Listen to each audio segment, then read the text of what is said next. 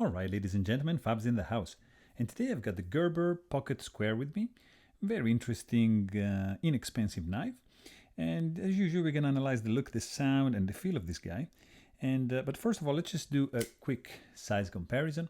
You have your classic PM2, as you can see, pretty small knife. You have up against your PM3. So still smaller, as you can see, handle is smaller, but cutting edge it's a little bit longer on the Gerber. Then you have the Benchmade 940-1 over here, as you can see, still smaller than that, and a couple of smaller blades. Like this is James the County, and this is up against the Leatherman Free T4. So as you can see, nice little EDC size for this blade. So let's analyze the look first of all.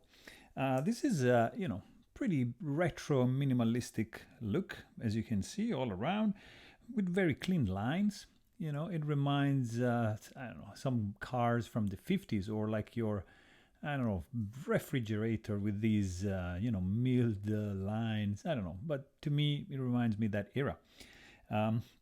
It's an original design, designed in Portland, US, and it's an overall clean look, I think. Very, very smooth lines. The construction is quite simple. As you can see, you have like 4 screws just to remove the scales, which are made of machined aluminum. You just remove these 4 screws, which are like T6, and underneath you're gonna have the pivot, which is like a T8, and you're gonna have other like T5 small screws to keep these liners together. So very interesting, simple construction. You can easily disassemble this guy to clean it up and maintain. It's a liner lock, as you can see, right over here. So I mean, if you remove the scales, it technically becomes like a frame lock. So, and you can still use that that way. So if you want to save a little bit more weight, you can just pop the scales off. There's no lanyard hole, as you can see. I don't know. You can try to wrap a lanyard around this standoff here, but I wouldn't recommend because the edge of the blade it's right there. So not really a lanyard hole. There's no back spacer over here, just a couple standoffs plus this guy over here, like 3. Overall, it's pretty smooth. The chamfering is done pretty nicely, as you can see. So they did a nice job, I think. There's, it's ambidextrous because you can remove the clip and move it to the other side. It's going to be always like tip-up carry, or you can entirely remove the clip. So you have like a couple options, so pretty good. Liners are made of steel, so that's why the weight is kind of heavy. But I really appreciate, as you can see, the pretty thin profile of the pocket clip with a nice clip ramp, has a good spring retention, and it's going to be super deep. As you can see, the pocket clip just extends outside the end of the handle. Therefore, your pocket is going to completely submerge, let's say, and hide the knife. Centering is surprisingly spot on. Look at this. This is an inexpensive knife, guys, and it is well made, I have to say. So, the opening action, it's done by this like lift, like thumb lift, I would call it. So you can just flick it like that. So very interesting. When you open, you have a look at the blade, and you can see that this is a drop point. There's no fuller going on. There's no sharpening choil. Thickness. The stock thickness it's all right, I would say. Nothing too thick. But what is like not 100% good, I think, is just the primary bevel. As you can see, it's like very, very short. I would have preferred this one to be a little bit taller to give a little bit more like slicing properties, but I mean, not a big deal. Material on this one is 7CR17 MOV, So like pretty easy to sharpen kind of steel.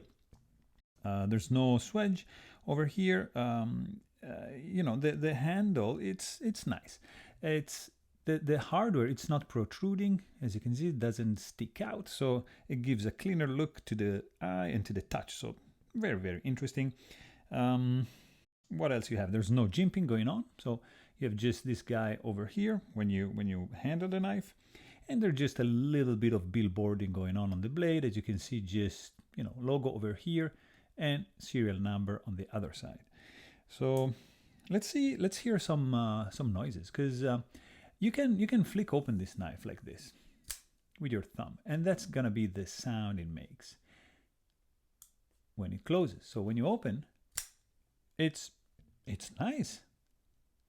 It's quite silent on the closing action, but when you open it, it's, you know, it's not a loud thwack. It's pretty pretty contained.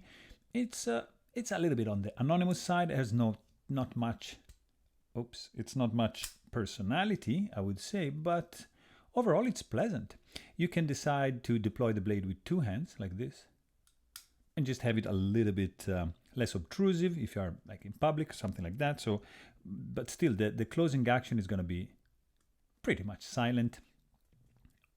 This is running on washers, so this movement around the pivot is going to be pretty much silent, except for the locked position when open. Let's see some feelings, because the handle, you know, it's relatively short, and you have this, you know, the clip ramp poking up this way, but I don't feel any hot spots on this one, on this clip. I do feel some hot spots over here, because, you know, your finger will, your index will naturally fall like in this position. So you're gonna dig into this one, and this is a little bit sharp. They could have chamfered or rounded a little bit this more, but yeah, it's creating a little bit of a hot spot right there. The grip overall, I would say it's all right. It's a little bit slippery, of course, due to the finish, you know, to these grooves, but nothing like too crazy. There's no blade play. It is pretty, you know, pretty solidly built. No vertical play. There's no lock rock. I mean, it's, again, for the price, you're getting something nice, I have to say. At first, I was attracted by the design only, and I thought, this is gonna be like a piece of junk.